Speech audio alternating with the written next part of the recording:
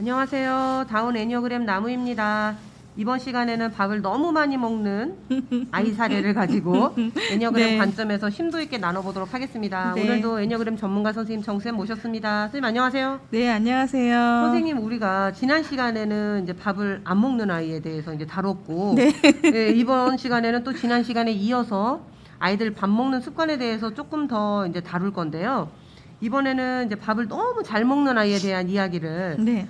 이제 할 건데, 그 시작하기에 앞서서 사실 밥을 잘 먹으면 복스럽게 먹는다 어른들이 또 말씀들을 하시잖아요. 네. 그런데 우리가 오늘 이제 다룰 밥을 너무 잘 먹는 아이는 또 어떤 고민들이 있는 아이인가요? 밥을 잘 먹는 아이에 대해서 저희가 한 3가지 정도 말씀을 드리긴 할 건데요. 네. 일단은 밥을 씹지도 않고 입에 마구 넣는 모습을 보이는 아이. 네. 그다음에 이제 먹어도 계속해서 음식을 찾아대는 아이. 네네. 그다음에 이제 방금 먹었는데 또 배고프다고 하는 아이. 네. 물론 다른 사례도 있겠지만 오늘은 위의 사례들을 우리가 좀 나누어서 이야기를 나누어 보도록 하겠습니다. 네. 그러면 이제 밥을 안 씹고 입에 막 마구 넣는 아이. 네. 그 다음에 먹어도 계속해서 계속 이제 음식을 찾는 아이. 네. 이렇게 이제 우리가 좀 나눠서 이야기를 할 건데. 네. 우선 이제 먼저 이제 밥을 씹지도 않고 급하게 먹는 아이 사례부터 이제 얘기를 나눠볼 건데요. 네. 이제 식사 시간이 돼서 이제 식사 자리에 앉으면 네. 일단 이 친구들은 마치 내가 여기 있는 맛있는 음식, 맛없는 건 싫어하고요. 네. 맛있는 거 다 먹어버리겠다. 네. 이런 태도로 다 내 거야. 다 내 거야. 밥이랑 반찬을 이제 한꺼번에 막 입에 넣어버리는 모습. 먹는 것보다는 약간 네. 밀어넣는다? 이런 모습을 좀 보이고, 또 다른 사람한테 따로 이제 준 그 반찬들도 네. 너 혹시 안 먹을 거야? 내가 먹어도 돼? 이러면서 좀 식탐을 크게 보이는 그런 모습이 좀 특징적인데요.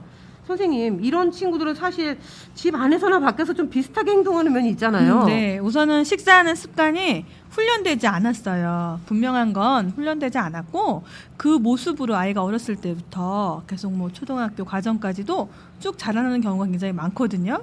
그래서 성격도 급해지고 네. 숨도 막 안 쉬고 급하게 음식을 넘기는 모습들을 볼 수가 있죠. 아, 그럼 이게 식사 습관이 결국에 훈련이 아직 안 된 것, 그게 가장 큰 이유가 되는 건가요? 그럼요. 사실 이제 선생님, 저희 아이가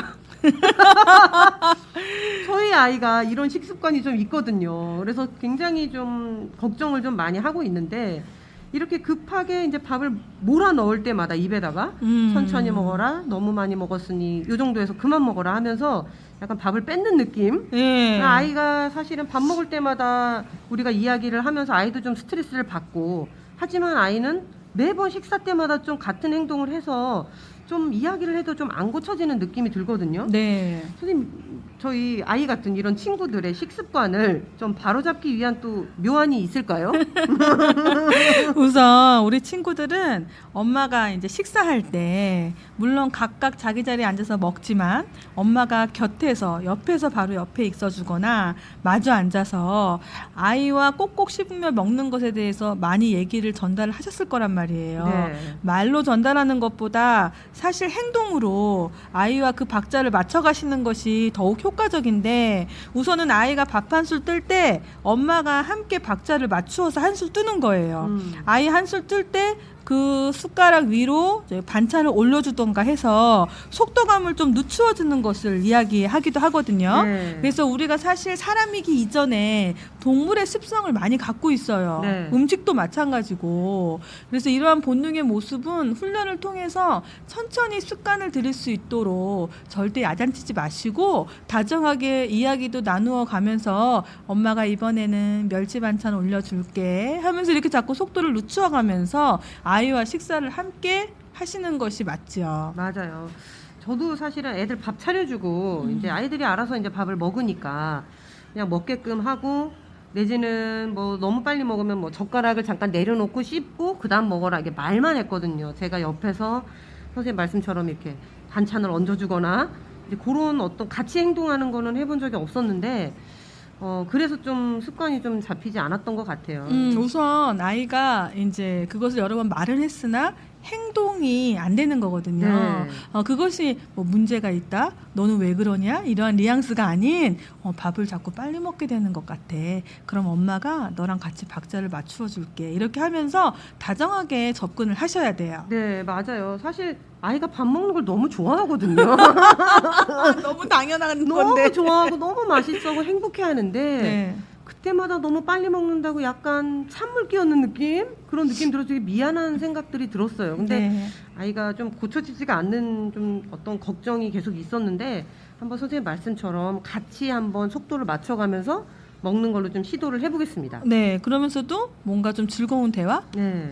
밥이라는 거에서 좀 빠져나올 수 있도록 자꾸 뭔가 소통을 시도하세요. 네, 알겠습니다. 네. 식사 자리가 좀 즐거워지겠네요. 네, 네, 네. 네, 그럼 두 번째로 우리가 다룰 아이들은 이제 방금 식사를 하고도 또 배고프다고 하는 아이들 사례인데요. 네. 이제 부모님들이 좀 걱정하시면서 사실 우스갯소리로 애 몸에 좀 기생충이 있나 뭐 기생충 약도 좀 사서 먹였다 하면서 이제 농담 반 진담 반으로 이야기하시는 경우도 좀 있거든요.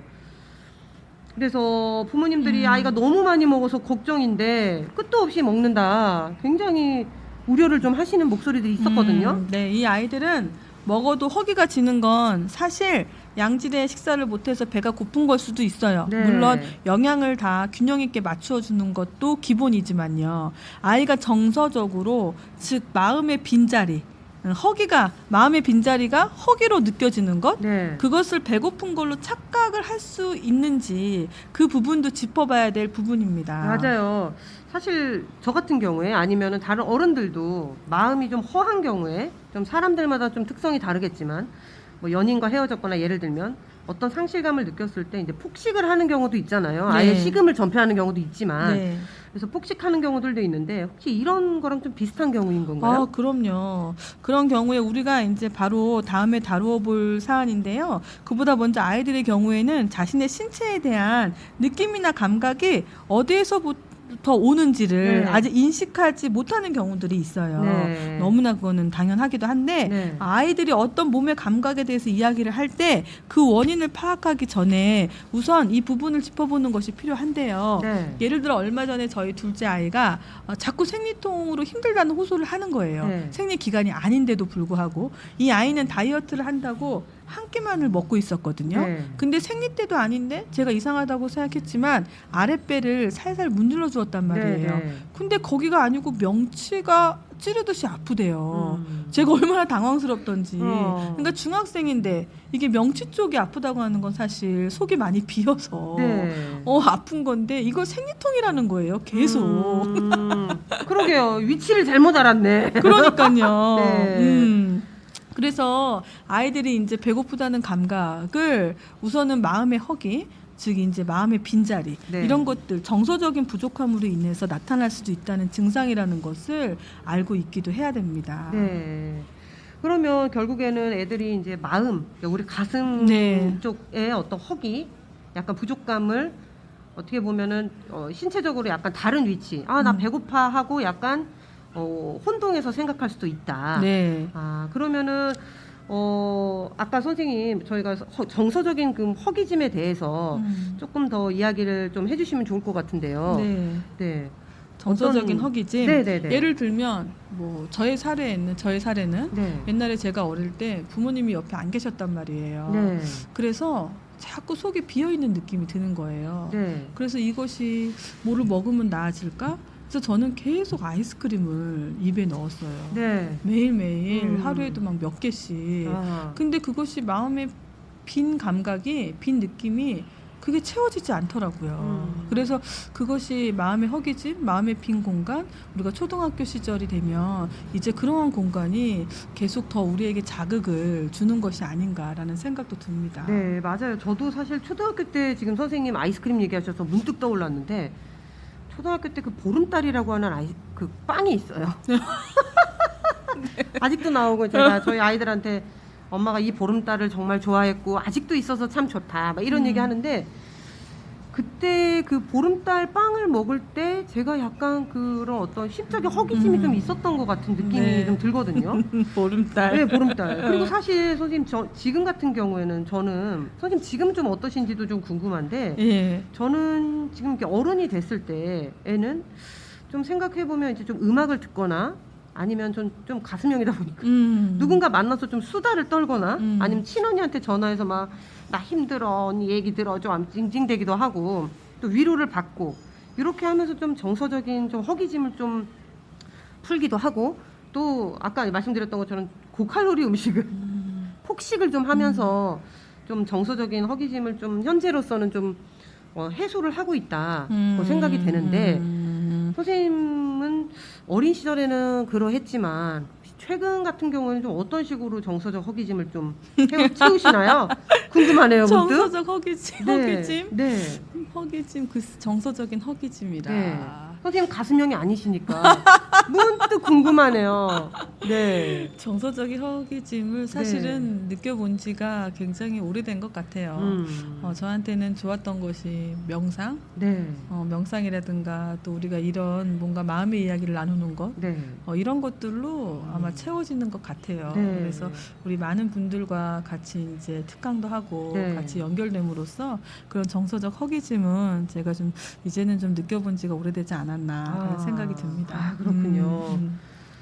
그러면은 선생님 이게 사실 애들이 결국에 이런 정서적인 허기짐을 느끼는 게 네. 실제로 좀 배고픈 게 아니라는 말씀이신 거잖아요. 아닐 수도 있기 때문에 이 부분을 짚어봐야 되고 우리가 아무리 겉으로 보여주는 모습을 가지고 이 아이한테 뭐 먹을 걸 준다던가 네. 뭐 다른 걸로 주의를 향하게 한다던가 해도 결국에 내면에 있는 어떤 허기짐이나 결핍은 해결이 되는 것이 아니라는 거죠. 네. 그렇기 때문에 이 아이가 정서적인 허기짐으로 이러한 태도를 보이는 거라면 분명히 정서적인 허기짐에 대한 그것에 대한 것을 다뤄야 된다는 거예요. 네. 아이들의 경우 초등학교 입학하고 성장해 가면서 자신의 성격이 이제 발달되고 형성이 된단 말이에요. 네, 네. 시선이 다 외부로 향하게 됩니다. 뭐 자신의 옷 모양새, 뭐 생김새, 이쁘고 또 멋있는가 이러한 것들이 관심사가 되기도 하잖아요. 그렇죠. 사실 처음 학교를 가면은 많은 분들이 그렇게 생각하시겠지만 사회생활을 이제 처음 하게 되는 거잖아요. 네. 그래서 가족이라는 범위에서 좀 확장이 되면서 다양한 친구들을 사귀고 또 다양한 환경에 또 노출이 되죠. 네. 그러다 보니까 자신하고 외부의 무언가를 서로 시선으로 이제 비교하고 좀 관찰하는 그 모습들이 보이잖아요. 네, 맞아요. 그래서 우리는 점점 더 주변의 많은 것들을 보고 느끼면서도 눈은 분명히 외부의 현상을 바라보고 있단 말이에요. 네. 자연스럽게 시선이 다 외부로 향하게 돼요. 이것을 제가 몸의 바깥쪽이라고 표현을 하겠습니다. 네. 자, 그래서 몸을 이제 기준으로 두고 몸의 바깥쪽, 외부는 우리가 많은 부분을 신경을 쓰게 됩니다. 그래서 즉 몸의 내부, 내 안쪽을 얘기하는 거예요. 몸의 안쪽, 즉 네. 내면으로 주의를 둘 수 있도록 해야 됩니다. 내면으로 주의를 둔다. 네. 좀 저는 좀 막연하게 느껴지는데 구체적으로 좀 어떻게 해야 될까요? 우선 아이들에게 그 아이의 마음을 물어볼 때요. 네. 특히 우리 가슴형 친구들이나 마른 아이들에게 너 오늘 기분이 좀 어떠니? 라고 물어볼 때 네. 아이의 눈동자는 어디를 향할까요? 눈동자가 아래로 내려가요. 아래로요. 예, 가슴으로 향한단 말이에요. 네, 네. 그것이 이미 내 안으로 에너지가 향하고 있는 거예요. 네. 그래서 어느 차분한 시간에 우리가 나의 심장하고 연상하고 떠올릴 때 우리의 시선과 에너지는 안으로 향하게 되어 있고 네. 내면으로 주의가 향하게 됩니다. 그래서 실제로 제가 이제 저희 아이들 초등학생일 때 시도했었던 사례인데 네. 이제 하루를 학교 생활을 바쁘게 지내고 돌아온 아이들한테 너의 가슴에 한번 손을 살짝 얹어봐. 이제 시간이 돼서 네. 무슨 소리가 들리니 하면 아이가 처음에 글쎄 하고 이제 엄마가 뭘 물어보는 건지 좀 어리둥절. 그렇죠.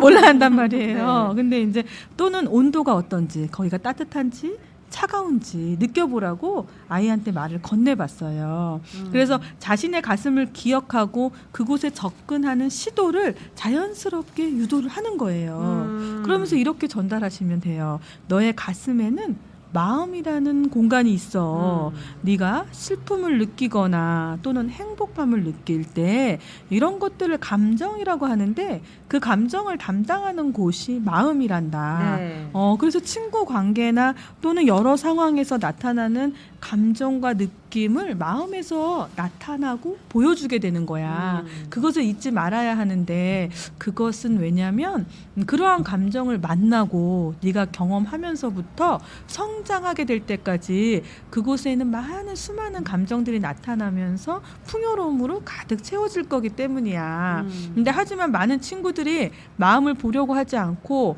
또는 슬프면 힘드니까 안 힘든 척하고 네. 또는 슬퍼도 아니야 괜찮아 스스로 외면해버리게 되면 너의 마음은 아무도 몰라주게 되는 거야.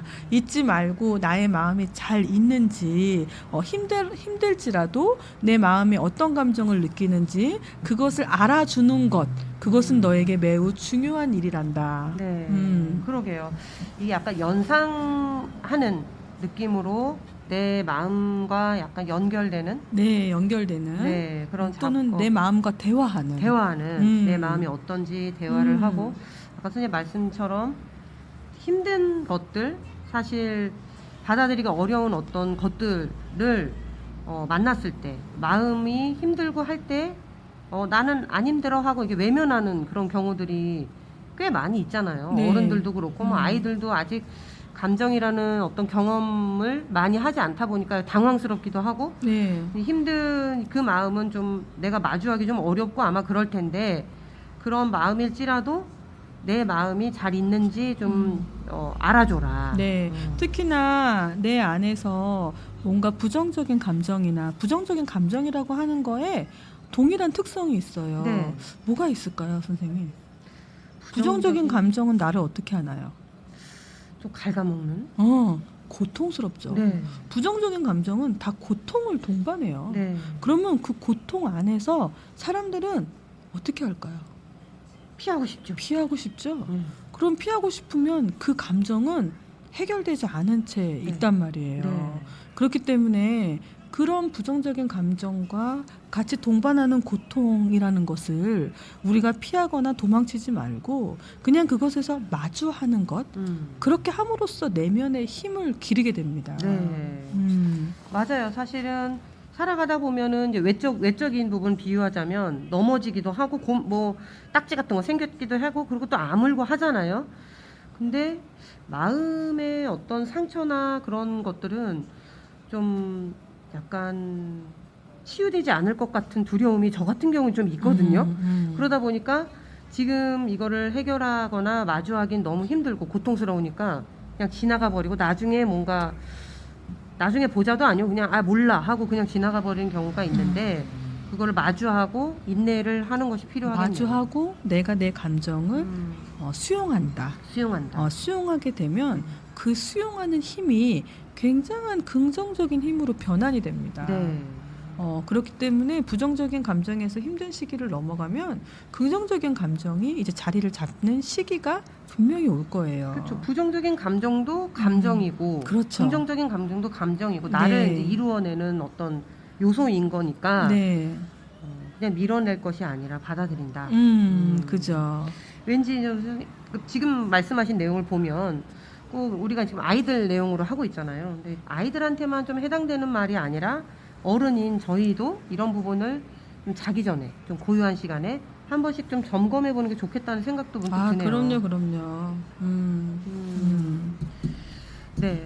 자, 그러면 네, 그러면 선생님 오늘 이제 저희가 어쨌거나 이제 바쁜 일상 보내면서 이제 몸 상태도 못 챙기고 좀 피곤하다 힘들다 하는데 네. 이 향후에는 어쨌거나 저의 다짐을 말씀드리면 우리의 마음도 좀 살펴가면서 좀 점검해 봤으면 좋겠다. 매 네. 순간순간 내가 안녕한지, 네. 내 마음이 안녕한지를 한 번 정도 짚어가시면서 살아가시는 여유, 그것이 후에 나의 마음을 좀 더 평온하고 안정된 그런 좋은 어떤 그런 미래를 위해서 좀 체크해 가시는 것이 좋을 것 같아요. 네.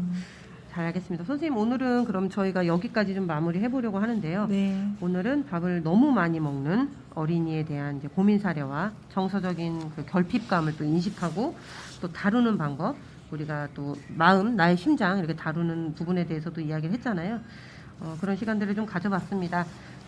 지금 들으시는 이제 청취자분들께서는 좀 도움이 되셨다면 좋아요와 이제 구독을 좀 눌러주시고요. 이후에도 좀 육아 사례로 고민하시는 부모님들 또 사연을 가지고 애니어그램의 관점에서 우리가 이야기를 좀 나눠보도록 하겠습니다. 그럼 우린 다음 시간에 또 뵙도록 하겠습니다. 네, 감사합니다. 손님, 고맙습니다.